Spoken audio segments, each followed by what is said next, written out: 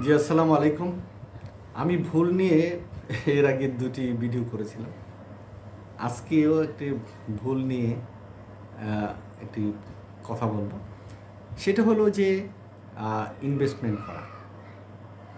যে আমরা অনেক সময়ই ভুল জায়গায় ইনভেস্টমেন্ট করে থাকি।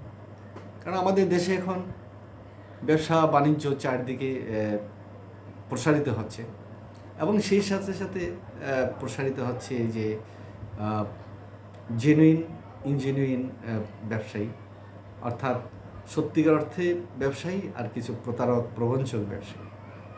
তো একটি জিনিস যখন ব্যাপক হারে বাড়তে থাকে, যেমন বন্যা যখন হয়, বন্যার পানির সাথে কিন্তু যেমন ময়লা আসে, তেমনি কোনো গোলাপ ফুলও কিন্তু ভেসে আসে, তাই না? তো এরকমই আমাদের যে এখন চারদিকে মানে ব্যবসা, ছোট্ট একটি দেশ, অর্থনীতি অতটা শক্তিশালী না। তো সবাই টাকার দিকেই সবার নেশা। কে কত ও বড়লোক হতে পারে, কে কত শত কোটি টাকার মালিক হতে পারে। একজন পিয়ন, চাপরাশি তারাও চায় শত কোটি টাকা। কিংবা একজন রাস্তায় মানে ফুটপাতে চাঁদা ওঠায়, সেও চায় মানে কোটি, কোটি টাকার মালিক হতে। মানে শুধু টাকা, এখন টাকা।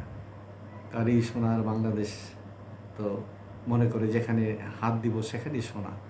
হ্যাঁ, অনেকের জন্যই তাই, যারা কৌশল জানে, যারা মানে চাণক্য বুদ্ধি রাখে, যারা কৌশলী, যারা কূটবুদ্ধি রাখে, প্রতারণা করতে পারে, যারা সৎ, মিথ্যাবাদী, হুম? মানুষকে নানাভাবে ঠকিয়ে করে। তাই আমাদের এখানে অনেক প্রলোভন দেওয়া হয়। নতুন, নতুন কোম্পানি আসে। আপনারা পত্রিকায় দেখেছেন বহু হাই, হাই কোম্পানি একদম চোখের সামনে শহরে শহরের মধ্যে তারা ব্যবসা করে যাচ্ছে। আলিশান বিল্ডিং, আলিশান আপনার সেই রুমের ভিতরে যদি যান এসি-টেসি করা, বিদেশি ফার্নিচার-টার্নিচার দিয়ে সেই রকম আপনি যাওয়ার পরে ভাববেন, ওরে বাবা! এ তো মানে মানে আমেরিকা, কানাডার কোনো আ স আ অফিসে এসেছি। তারা সেখানে ছেলে-মেয়ে, স্মার্ট ছেলে-মেয়ে রাখবে, কথাবার্তা বলে আপনাকে মানে একদম বিমোহিত করে ফেলবে।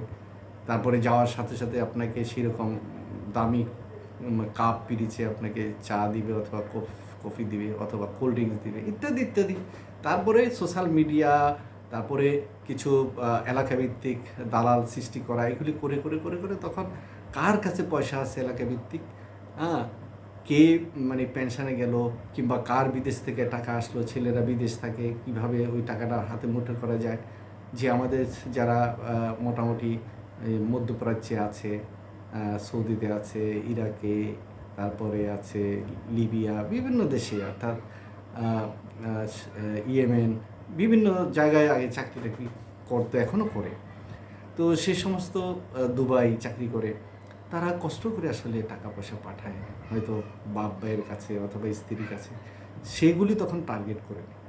তো দেখা গেল যে একটা প্রস্তাব দিল যে আপনি যদি ৳১,০০,০০০ ইনভেস্ট করেন, প্রতি মাসে আপনাকে ৳১০,০০০ আমরা বেনিফিট দেব, এবং ব্যবসায়ী পার্টনার আপনি।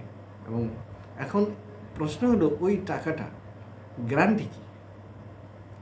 আপনাকে খোঁজ নিতে হবে যে এই কোম্পানিটা কোত্থেকে আসলো।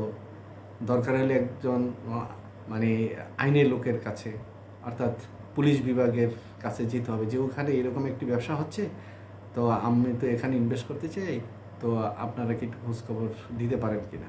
নিশ্চয়ই পুলিশ তারা এই খোঁজটা দিবে, কিংবা একজন ভালো জানে ব্যবসা-বাণিজ্য, তারা হয়তো দেবে। তখন হয়তো কেউ বলবে যে, "আরে মিয়া, বাংলাদেশে কি এমন ব্যবসা আছে যে ৳১,০০,০০০, ৳১০,০০০ তোমাকে বেনিফিট দিবে?" হ্যাঁ? তো ওইগুলোতে এরা তো মানে টাকা, তোমার টাকাই তোমাকে ২-১ মাস দিয়ে তারপরে তো হাই, হাই কোম্পানি আবার চলে যাবে। এইভাবে যখনই আপনি যেখানে ইনভেস্ট করেন, কেউ হয়তো বলবে যে অমুক জায়গায় জায়গা কিনা, আ আ মানে এখন যদি জায়গা কিনা হয়, ওখানে ৳৩০,০০০ করে কাঠা হয়। এই ৫ বছর পরে ওইখানে একটা আ সরকারের একটা প্ল্যান আছে। ডেপ নতুন করে হচ্ছে। তো সেখানে দাম হয়ে যাবে ৳১০,০০,০০০। এই কোনো রকমে ১-২ বছর ওই জায়গাটা ফেলে রাখলে হবে। দেখা গেল ওই জায়গার কাগজপত্র সবই ভুয়া। নানাভাবে আমাদের প্রতারণা করার জন্য হাজার রকমের কৌশল গবেষণা করে, কিন্তু দেশটাকে কিভাবে মানে ভালো করা যায় ওই গবেষণা নেই, কীভাবে সৎভাবে ইনকাম করা যায় ওই গবেষণাটা নেই। গবেষণা রাতভর দিনভর দরকার হলে কয়েকজন মিলে কিভাবে প্রতারণা করা যাবে সেগুলো নিয়ে তারা গবেষণা করে একটা ফন্দি ফিকির করে দেখা যায় যে এই সাধারণ মানুষের উপর ঝাঁপিয়ে পড়ে। গ্রাম গঞ্জ নগর সব জায়গায় এই প্রতারণার একটা নেটওয়ার্ক থাকে। তাই এখানে খুব সাবধান থাকতে হবে আমাদের, যে জীবনে নিজের পকেটের টাকা অন্যের পকেটে গেলে কখনোই সেই টাকা আর ফেরত আসে না, ভাবতে হবে। সেটা বন্ধু হোক স্বজন হোক যেই হোক, হয়তো একজন বন্ধু কিংবা একজন স্বজন হয়তো না জেনেও তোমাকে আপনাকে বলতে পারে যে হ্যাঁ ওইখানে ইনভেস্ট করেন, আমিও করেছি, তাই না? কিন্তু হয়তো সে মার খাবে, কিন্তু সাথে আপনাকেও মার খেতে হবে। কিন্তু আপনাকে অনেক প্রশ্ন করতে হবে, অনেক কিছু জানতে হবে কোম্পানি সম্পর্কে। হুট করেই করবেন না, কমপক্ষে সময় নেবেন, কিছু লোকের সাথে কথা বলবেন যারা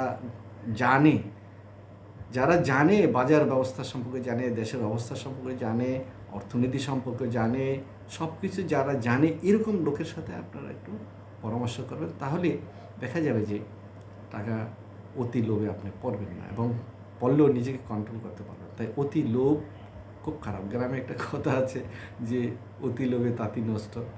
তো স্বাভাবিক পর্যায়ে বেশি লোভ করবেন না, বেশি লোভ করতে গেলে জীবনে অনেক ধরাঘাত হয়। এক সময় দেখা গেছে যে বলছে যে দেশে পুঁজিবাজারে বিনিয়োগ করলে অনেক লাভই লাভ। কেউ গরু ছাগল গ্রাম থেকে বিক্রি দিয়ে এখানে ইনভেস্ট করে, তারপরে এক রাতের ভিতরে সব সাফা ফকির হয়ে গেছে। কত মিছিল আন্দোলন করলো পোলাপান, কিচ্ছু হলো। এখনও পর্যন্ত সেই পুঁজিবাজার শেয়ার বাজার এখনও পর্যন্ত মাথা উঁচু করে দাঁড়াতে পারেনি। কত লোক লক্ষ লক্ষ টাকা কোটি টাকা বেহাত করে ফেলছে, শেষ করে ফেলছে, নিজের জীবনটাকে বিপন্ন। অনেকে আত্মহত্যা করতে বাধ্য হয়েছে, অনেকে হয়তো নিজেকে লুকিয়ে ফেলছে স্বাভাবিক জীবন থেকে। কেউ হয়তো অ্যাবনর্মাল হয়ে গেছে, কেউ অসুস্থ হয়ে গেছে, হার্ট অ্যাটাক করেছে, নানান কিছু। তাই লোভ ঠিক না। আপনার ভাগ্যে যা আছে তা হবে, তবে আপনি নিজে চেষ্টা করেন, নিজে ছোটোখাটো করে কিছু চেষ্টা করেন, নিজে উদ্যোগী হন। উদ্যোগী হলে নিজের উদ্যমে কাজ করেন, দেখবেন যে একদিন আসবে। আর খুব একটা টাকা কি দরকার, হিসাব করে দেখছেন আপনি কয় টাকা মাসে খান, কয় টাকা লাগে, হিসাব করে দেখেন যে আপনি সকালে 2টা রুটি কিংবা 3টা রুটি, একটু আলু ভাজি কিংবা ডাল, কিংবা দুপুরে একটু শাক ভাত, একটু মাছ, রাত্রে একটু শাক ভাত, আপনার কয় টাকা লাগে দেখেন তো। এর মধ্যে তো আপনি আপেল খাবেন না, গ্রামের মানুষ তো আপেল কলা দুধ ঘি এগুলো কিচ্ছু লাগে না, তাই না? তো সেখানে এত হাহাকার কেন? অর্থাৎ আপনি যা আছেন সেটা দিয়েই সন্তুষ্ট থাকতে হবে, এবং নিজের বুদ্ধিমত্তা দিয়ে, নিজের চিন্তা চেতনা দিয়ে যা ভালো মনে করবেন সেই কাজটি করবেন। পরের দ্বারা প্রতারিত হবেন না, পরের কথায় বিশ্বাস করবেন না। বিশ্বাস করতে গেলেও অনেক কিছু ভেবে চিন্তে তারপরে বিশ্বাস করবেন, এবং টাকার গ্যারান্টিটা, আপনি যে নিয়োগ করবেন টাকা দিবেন সেই গ্যারান্টিটা আপনাকে জানতে হবে। ধন্যবাদ, ভালো থাকবেন।